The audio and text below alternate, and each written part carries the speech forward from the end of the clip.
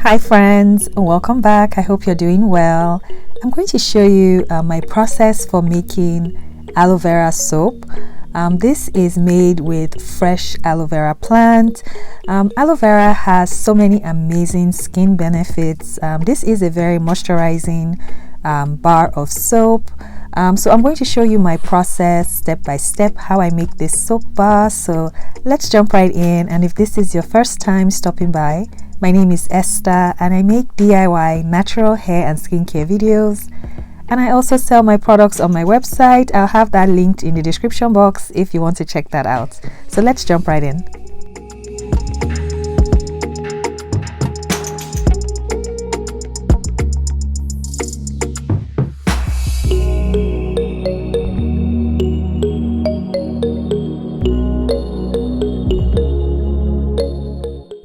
I'm going to get started preparing my aloe vera leaves for my soap. The aloe vera is going to be my water replacement for this soap. And if you've never made cold processed soap, please check the description box. I have some helpful links and resources just to guide you if you plan on making this soap. I'm going to cut up my aloe vera, remove the spiky ends, and I'm going to scoop out the gel and blend it to get the aloe vera liquid.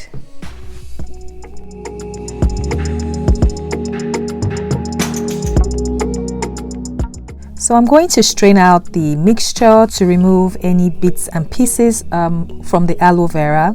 And then I'm going to transfer this to my ice cube trays. I want to freeze the liquid because when I make my lye solution, I want the aloe vera to be basically like ice cubes, so that way the liquid does not turn brown when I make my lye solution.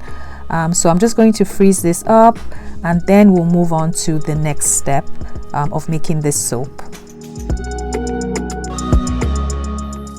Next, I'm going to prepare my hard butters and oils. I'm starting off with coconut oil.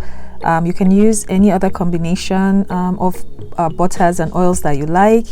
And to this, I'm going to add in my shea butter. I love using shea butter in my soaps. It really makes a moisturizing bar of soap.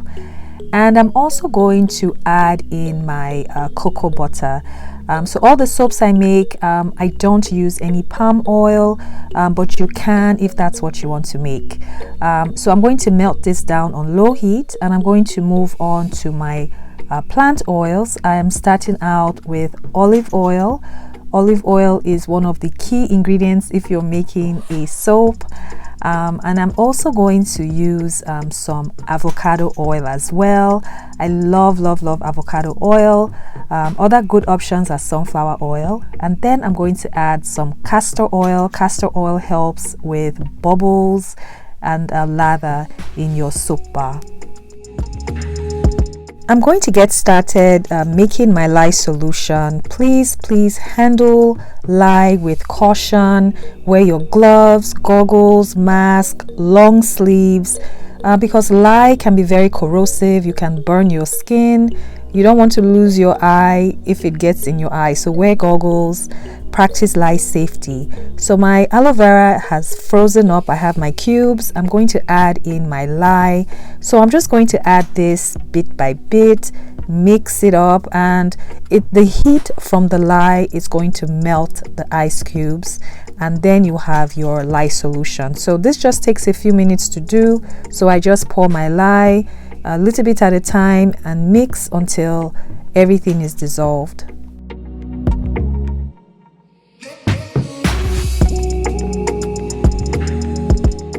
So I have some little bits of aloe vera floating around. I'm going to strain that out later when I make my soap. So I'm just going to set this aside and finish working on my oils. So I'm going to add in my melted butters and oils to the rest of my liquid oils, and I'm just going to stir to mix everything all in. So I checked the temperature. My oil was at 78 degrees Fahrenheit and my lye solution was at 88 degrees Fahrenheit. I typically like to make my soap anywhere from 78 to 90 degrees Fahrenheit. So I'm just going to add in my lye solution to my oils. I have my strainer. This is going to help keep out any bits of aloe vera from getting in your final soap.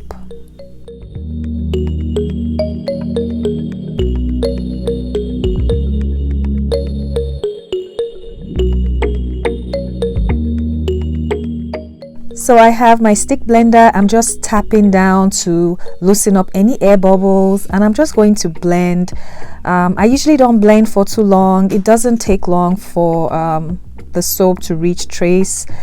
So I just blended for maybe 30-40 seconds or so, and once everything was blended up, I just stirred by hand for a few more seconds.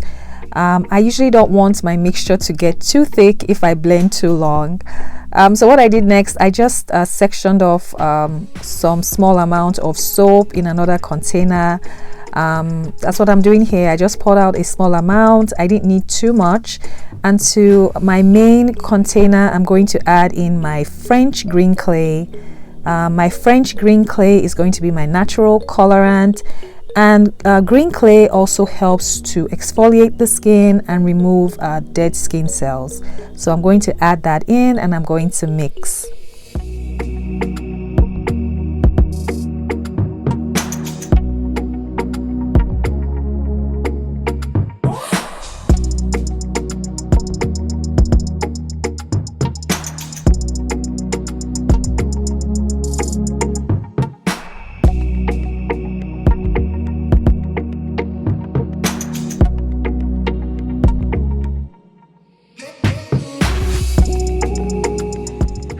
So I'm just going to add back in the soap I sectioned off back into my main container, and that's really all I do. I don't really do so many fancy swirls for my soaps, but you know, you can if you want to.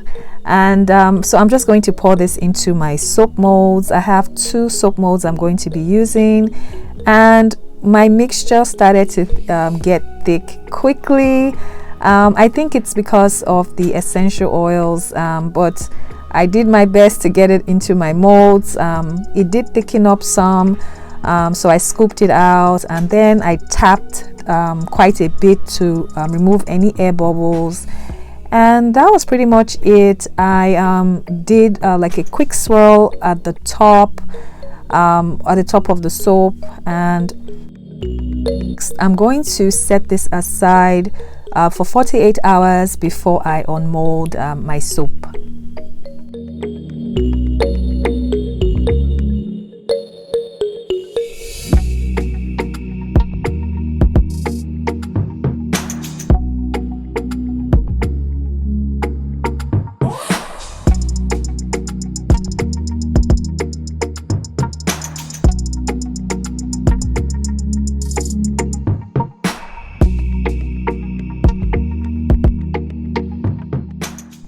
So 48 hours later, my soap is ready to be unmolded, and that's what I'm going to do now.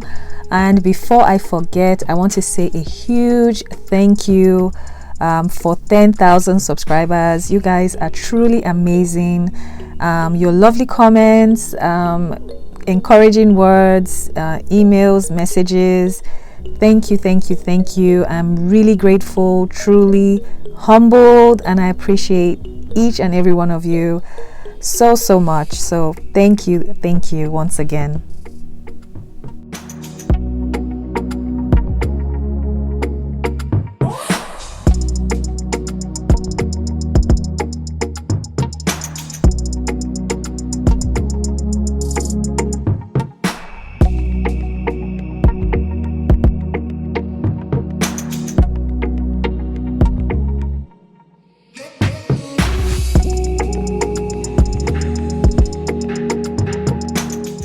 So I'm just going to use my soap cutter and just cut them into the individual bars, and I'm going to show you what it looks like. This is what the inside is looking like. And I'm always so amazed when I make soap because no two soap bars ever look the same. They always look so different.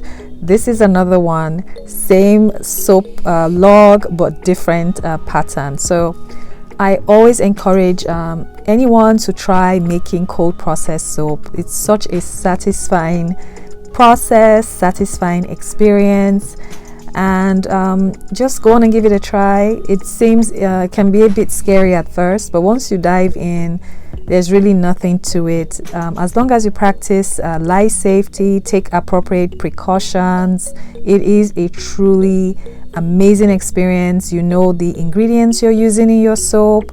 You can customize your soap bars. But so far, that's what I have. I'm going to let my bars cure for at least 4 weeks. With cold processed soap, that's what you want to do, at least 4 weeks, sometimes up to 6. But I cure my soap bars for 4 weeks, and my soap bars are available on my website. These bars will be ready at the end of May, so you can check it out then. But I hope you found this video helpful. I hope you found it useful. Please don't forget to subscribe if you've not. Please turn on your notifications so you don't miss any new videos I upload. And also, please like this video, and I'll see you in the next one. Bye.